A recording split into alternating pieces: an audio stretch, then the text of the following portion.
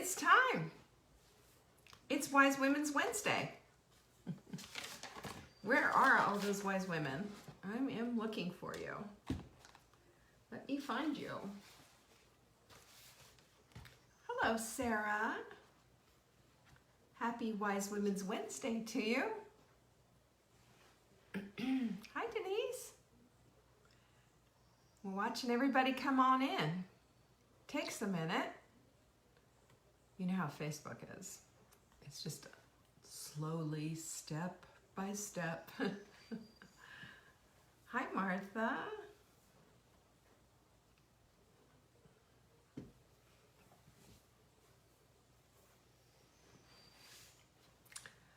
And Jenny's in the house. Is it starting to feel normal, Jenny? Do you feel a little more moved in? Hi, Susan and Rebecca and Lisa. Hello, Lisa. Hello, Vanessa and Deborah.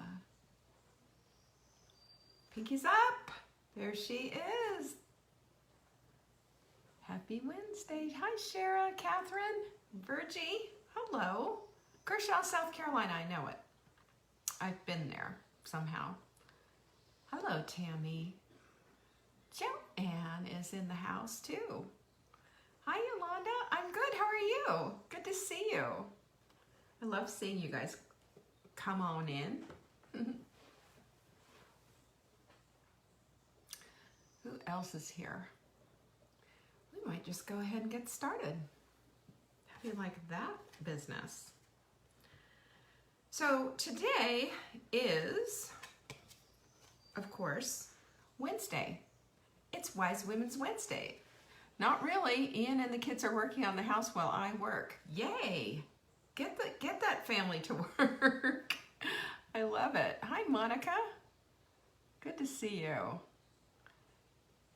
Jenny is not in Texas. She's in Oklahoma, so she's in a neighboring state, Vanessa. You can go say hello. Paula and Sharon, hello. Good to see you. Alrighty.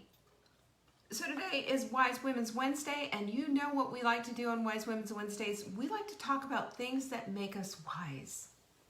I think we're constantly in process of becoming wise women. I think it's unwise to think that we've got it all together because we just don't, you know. We don't. We have things that are constantly coming to mind that need to get fixed and switched up and changed and all the rest of it. And today I want to talk a little bit about compassion. And I think this is such a great topic right now for all of us with what's going on in the world. And it's also a good topic for us. Things that we can apply to ourselves in our lives. Have you ever noticed that you are the worst critic of yourself? That the worst, I'm really harsh with myself. And being harsh with yourself isn't going to get you what you want. Have you noticed that? But it's an inside job, y'all. It's an inside job. And our quote of the week is just exactly that. If an egg is broken from oh gosh, I didn't flip the thingy again, sorry. If an egg is broken from an outside source, life ends. But if an egg is broken from an inside source, life begins. Life begins because great things always start on the inside. Aren't you glad to know that? I'm so delighted to know this because there's promise in this quote. This is from Jim Quick. He's a friend of mine. And he's a brilliant brain expert. He understands the operational forces of the brain. And when he was a kid, he had learning disorders and all kinds of stuff going on. And he overcame all of it.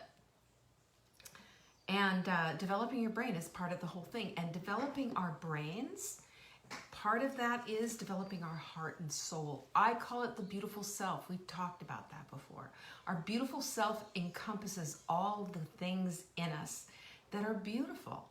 It's our empathy, it's our intuition, it's our knowing, and it's our great big hearts.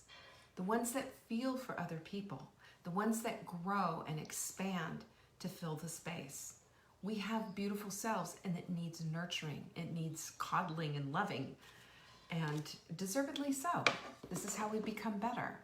Because if you think you know everything and you're never in a place of learning and you're not bringing other things into your life, you're missing the boat, you know? You're missing the boat, because this is important stuff. There's so much important things to learn, and you know, it's weird. I think I shared with you this, that I took a training from a woman who trains people on understanding what inclusion really means. And I thought, I don't need that. I'm not that person. Well, guess what? I was, and I still am. It's part of the way I thought things were, and it's not right. You know, we have to know from somebody else's perspective what that's about, and I'm going to talk about that a little bit today. First of all, though, you know, we've been sending these mugs out in droves. You know, you order $200, we send it to you absolutely free. $200 worth of supplements, you get this mug free. And a mindful mug is just basically having a cup of bone broth just before a meal so that you become mindful. It's a prompt, and it's a hint, and it's a trigger for you to say, oh yeah, I am going to be present in this meal. I'm not going to just drift off and watch TV and just keep shoveling food into my mouth, eating too fast, all of that. It brings us back into the present and being mindful. When we're mindful, we do so much better, don't you think? And especially when you consider the fact that 95% of the time, we're not mindful. And when we aren't mindful, guess what happens? We lose our grip. We lose our grip, and all of a sudden, we start going down that path. Anybody slid down there? You know, I've got my pinky girls here, so I'm always asking for a pinky up. If that's been you, and you've been in the place where it's just, you know, it's sometimes it's a struggle to bring yourself back to being mindful. But, you know, part of the thing that we have is, like, when we're mindful and when we're doing the sprint, which, by the way, starts on Monday. Catherine's got her pinkies. It starts on Monday, you guys. The sprint starts on Monday, and just go to Saving Dinner and get it. It's right there when you go there. And here's the thing. You don't have to go and do it every time. But if you want to, you can, and you'll get the emails, and you'll get the videos that go with it. The whole program is free. But there's also supplements that go with it. And I'm going to do, after this, I'm going to go into the Saving Dinner Facebook group, not the Saving Dinner, I'm sorry, the Hot Melt Sprint group, and explain the supplements. Help you out. Because I've had some people asking, well, do I really need them? You don't really need them. No, you can do it completely without. But if you do them with, you get a little extra help. And who doesn't want the extra help? One of those things is Leptofix. And I love this supplement. It is one of the best things ever, because here's the thing, and you can look this up. All the studies talk about it. It's one of the tough hurdles to get over when you're trying to lose weight, for heaven's sakes, because your leptin gets broken. You know, leptin lives in your fat. It's a hormone that signals, that's enough, we've had enough to eat. Well, have you ever noticed when you start to lose weight, all of a sudden you're ravenous? And if you, God forbid, you should add some exercise to that, and then all of a sudden, it's like you feel like a teenage boy. You know, you could empty that fridge. Leptofix fixes that. And I'm telling you, I wouldn't be without this supplement. Leptofix is something, it's in our shop. We've got plenty of it. And when you grab it and you put it in your cart and you get all the other supplements that you want, it doesn't matter how much you have in there, it ships free. Ships free. That's all you have to do is put ships free in the promo line. And every single person, if you don't have this, I don't know what else to tell you. Get it, for heaven's sakes. And you know, of course, and oh, you can also get for $5 you can get the mug if you spend $100. And you know, of course, we have all, I want to address something too. We have the Body Clutter, the Body Wise supplements, and we've got the vitamin D, the CalMag, the B, and the CoQ10. Now, I had an email from somebody who was asking about the B complex. and she felt weird when she took it. So if you have the B complex and you all of a sudden feel kind of tingly and a little on fire or whatever, it's called a niacin flush, and it's because the B complex contains niacin. You want that. Now, not everybody gets it, but half the population does. Isn't that weird? It's just, you know, it's just the way it is, folks. But anyway, don't be alarmed. It's nothing to worry about, but it happens. And I just wanted to mention that because we had an email about it. And I'm the same way. I get it as well. And so when I take it, I just like buckle up. It's just a couple of minutes and it's over with. But it's letting you know that I always say the B vitamins are letting me know that it's going to work for me. That's cool, right? Okay, so that's what we have. Friday is Q&A. Q&A. So if all you have to do is send an email into support@savingdinner.com, and in the subject line, question for Leanne on Friday. You can ask me anything, you know, anything. Well, within reason. But yeah, nutrition, cooking, whatever you want, just ask away and I will help you out. It's what I love doing, and you guys are just the best with that. And don't forget to go to savingdinner.com and get our daily emails. It's free. And we always have some good stuff there. Good stuff. So now that we've done all of this, you ever been on the carousel of crazy? Oh man, I feel like the whole world is on a carousel of crazy right now, and I just want to unplug the whole darn thing, don't you? I'm so tired of all of this stuff. So I was thinking about today, and I was thinking about, what is it? How do we stand apart from all of this? How do we stand apart from all of this? And I got to pull my computer up again because it just lost my place. Anyway, the thing that it really just stood out to me was this whole lack of compassion that I have been seeing everywhere. I have seen a lot of it, and from people online, from just all of it. And I'm not going to get into the whole thing of everything that has happened. Have we had enough? I think we've all had enough. But I'm also not going to be complicit and silent either, because that is part of the problem. We can't just pretend that it didn't happen. We know what happened. We know all of the things. And it's a piling on. Let's just go with that, right? But compassion means, this is the definition of compassion, a deep awareness of the suffering of another accompanied by the wish to relieve it. And then the other thing is literally a suffering with another, hence a feeling of sorrow, pity, excited by the suffering or misfortunes of another, sympathy, commiseration, pity, and I would add empathy. Because when we are compassionate, that means means going together with, that we are taking this compassion and giving it out. And that we're standing in people's shoes, and we're doing it for ourselves too. Catherine, you are so funny. I was at the carousel so often they gave me a job taking tickets, she said. You're a riot. But we have to practice compassion because, it's not just something that's built in. We have to practice the things deliberately that we want to show up in our lives. We want to plant the good seeds in our lives. We want to be smart, compassionate, loving women, don't we? Isn't that what you signed up for?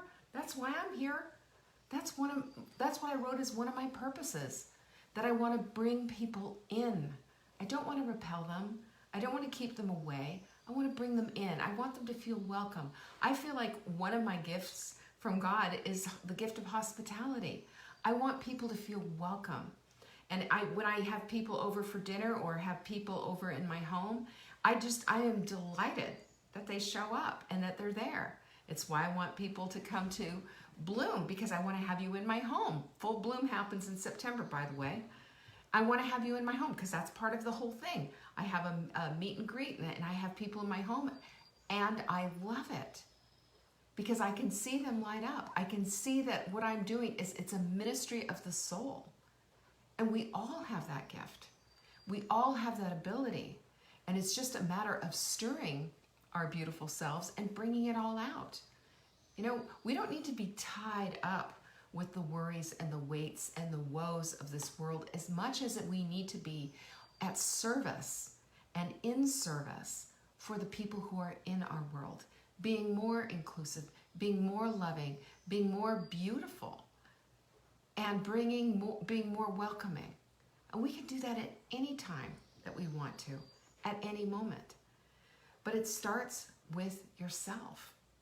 If you have a harsh inner critic, I bet you do. If you have said some horrible things in your life to yourself, about yourself, or even to other people, how then can we turn around and be loving and kind if we're so harsh and awful to ourselves? We have to see the incongruity there, and we have to start turning the compassion onto ourselves and loving ourselves. We need this. I don't know about you, but I feel so tender and ripped up inside. I need a little extra love. I need a little extra care. I need a little time to pray, to journal, to do all the things. But I also need to understand that speaking to myself harshly is never going to be able to produce good fruit so that I can speak lovingly to others.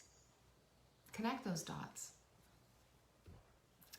And when you hear her voice, when you hear that harshness, you got to shut her down. And the way you shut her down is you shut her down because what she's telling you, that harshness that she's telling you, is not the truth. The truth is, and if it's harsh, like, oh, you're so fat, or you're so this, or you're so that, you flip it. Well, okay, you got some weight. You got some weight on you, girlfriend, but you have beautiful eyes. You are a compassionate, loving soul, and you're working on it. You're taking care of business. You're being the type of person that I want to be with. You need to say that about yourself, because that in turn it multiplies, and you've got more to give. Have you noticed that? More to give when you're kinder to yourself. And we got to put on our empathy shoes, ladies. We've got to put on our empathy shoes. Empathy is embracing what somebody else is going through. Now, I'm going to say something that maybe you're not going to like, but I'm going to say it anyway. So buckle up. And that's this, the whole thing. And I learned this from a woman who's teaching about inclusion. And she said, when you go and you say all lives matter, do you know what that feels like when you're Black? She said it's marginalizing. And here's something that she said that was so interesting. And I put this cartoon up. Maybe I should put it up in here. One of the things that was so interesting was, when Jesus goes and he finds the one lost sheep, it's not that he doesn't love the other sheep. It's that he's going to find that one lost sheep. And that's what that whole thing means. And that just lit me up. Jenny posted that this morning on Facebook, and I posted it on my group. And I'll tell you, I found that just to be amazing. We need empathetic shoes. When we put on empathetic shoes, we're saying we're putting on your pain, and we understand as best we can. And for what we don't understand, we love anyway. We love anyway. And that's the same thing that we're doing for ourselves, so that we can grow that empathy, so that we can grow that compassion, so that we can be the waterers of other people's seeds and gardens. It grows. And we want our gardens to grow and be so beautiful that they choke out all the weeds and they take out the things that are ugly. And it's only a thing of beauty. We have the ability to do that. We just have to put on those empathy shoes. What would it be like to be that person? What would it be like to be marginalized? I had a talk with a girlfriend today, and I asked her some questions, and she opened my eyes in a big, big way. She's got 7 children. She and I were homeschoolers back in the early 90s, and our kids were really good friends. And anyway, she's Black, her husband's white. They have these 7 fabulous children. We've been friends for years. And I asked her, I said, what, in light of all of this, what's what, And she just told me about the conversations that she has with her children. And it put me in a different place. It gave me understanding I didn't have, because I've never had to have that conversation. So we have to move beyond, what everybody else is doing. We have to move into what can we be? How can we spill out all the love and all the compassion that we have inside, because it's there. So let's bring that out. And then the other thing that we need to do, and this one's a big, 3 seconds of them, and then it's all about us and our experience and what we did. And we want and you know what, I'm not going to say why we do it. I think why we do it is out of compassion, right? We want to help. We want to be that person that holds the person true. But it doesn't work that way. We need to not be self-referencing, and we need to be listening. Because I'm sorry, we just had a little glitch there, guys. Sorry about that. I know. I'm back. So, while we put on our empathetic shoes and while we stop and moving beyond our self-referencing, we have to squelch the urge to want to do that. And instead, bring a meal over, send a note card that you hand wrote and put a stamp on. Wow. Do something that's a little bit more, that just says, I'm just here. And if they say to you, I know you had the same thing when your mom died, can you just tell me a thing or two? Those are the things that we have the capability of doing, but don't jump in and do them instead of just being there and being a pair of empathetic ears. And that's another thing, just listen. Have you ever noticed how we just wait sometimes for somebody to just take a breath so we can interject something because we think we're so darn brilliant? We do that. We're not listening, we're hearing. And there's a big difference. You want to be listened. When somebody says, I feel heard, that's because you were engaged. You were eyeball to eyeball, and you asked clarifying questions, and you were truly engaged with what they were saying. And when we do that, it not only shows that we have compassion, but it gives the opportunity to really love with nothing held back. And I promise you, the creativity of what you need to do, because if this is all old stuff that you've done, like self-referencing and all the rest of it, it's just amazing what happens, because you suddenly understand and you suddenly feel like, oh, this is something else I can do for this person who's hurting right now. And we've got to let go of our yeah buts. Yeah, but she said this, or yeah, but all lives matter. Yeah, but this, that, and the other thing. Let's just be empathetic of what this is. And in reference to all the things that are going on, nobody condones the violence and destruction of property and all of that. Of course not. But what's at the root of it? Can we look at that? Can we look at that without getting our, panties in a ruffle? I lost a friend on Facebook that I've known since high school. She unfriended me and blocked me because I wouldn't, bend on a couple of different things, and I saw things differently because I got schooled by somebody who wasn't my same color, who said, no, you don't say that. And I didn't understand that before, We need to be willing to be educated. We need to be willing to learn, and we need to be willing to be wrong. Remember a couple of days ago, I think it was last week sometime, I talked about that willingness to be wrong. If we come in this all stoked up and on our own, drinking our own Kool-Aid and believing that we've got it all together, this is something we don't understand. We don't understand until we walk in those shoes. We can only understand as best as we can understand for any situation, I had a girlfriend who lost a 12-year-old child. Her daughter died in her arms. Do I understand that? Absolutely not. I understand what it's like to lose someone, but I don't understand that particular thing. And the thing that hurt her more than anything was somebody saying, I understand I lost my mom, or I understand I lost my dog, or I understand I lost. We don't. And that's the whole point of what I'm trying to say. Let's walk in some empathy shoes of caring and love and grace, and give things that we don't even have yet for ourselves. And that's just listening. That's just hearing. That's just being the heartbeat of love. We don't understand. And that's okay. You don't have to understand to be compassionate. You have to be compassionate first. And compassion is something that you need for yourself. You need to give it to yourself, and you need to give it to everybody that comes across your path. Because when you do, you grow your empathy, you grow your beautiful self, and you become so much more than you are even right now today. Because that's why we're here, to grow and to be beautiful people and to show up and to give and to serve and to be an example of what empathy looks like.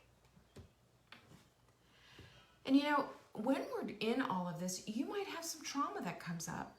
We all have something in our lives. Nobody's walked and lived a perfect life, have they?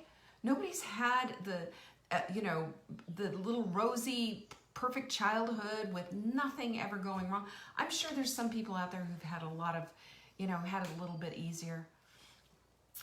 But let's just go with this. You got to heal your trauma. You've got to heal it. If we just allow it to fester, and if we allow that to be the thing that we think about because that expands, then that's going to be ruling our lives. And if that trauma is ruling our lives, it doesn't give us a whole lot of room for other things in our lives. I want for you to get off the carousel of crazy, which is this crazy world that we live in, and just in the crazy stuff that we do ourselves. We get stuck on this whole thing. We do it with the way we eat. We do it with the way we parent. We do it with our work. We do it with our friends. We do it with what we think is politically the right thing. It's crazy though. It's crazy making when we're not giving compassion and grace with everything that we do. Because then we can't see. We can only see one thing, and it's our way, and that's it. And that's not loving. No, it's not for a minute. So let's just agree to this, shall we? I mean, this is a pinky moment, ladies. It's a pinky moment because we have the ability, we have all the information in the world out there. We have everything. We can educate ourselves at any moment. We can pick up books. We can read. We can ask questions of friends. We can be the truth and the love and the grace that this world so desperately needs. And I see that for you. And I see that because you're here and you show up. And I appreciate that. I appreciate that a lot. Thank you for that. So let's be the compassion that this world needs. Let's go out and tackle the world. Let's be the peacemakers. Blessed are the peacemakers. We've heard about that before, haven't we? So I appreciate you guys so much, and I thank you so much for showing up every single day like you do. And I will tell you, tomorrow, I will be here again, of course. There's your pinkies. Got the pinkies up, Amy. I see you. And see somebody today, would you? See somebody today that's not like you, that just needs a little extra love, needs a little extra compassion, and needs a hug from you, even if it's a virtual one, and give it to them. No expectations, just be you. We're here, all of us, right now, in this lifetime, for a purpose. We don't know what it is, maybe. And it's really sad, right? I mean, we've got racial turmoil, we've got COVID-19, we've got all kinds of stuff going on. But that doesn't stop us from showing up, and that doesn't stop us from being the most beautiful women that we could possibly be. Bring your beautiful selves to the table, ladies, and show them your compassion, and give heavily, give graciously, give abundantly, overflowingly to those who need it. You know who they are. They'll show up in your spot, in your place. I promise you. They'll show up in your path. Just offer what you've got because it's important. Peace. I'll see you over in the Hot Milk Sprint. We're going to talk supplements. Let's get busy. Bye.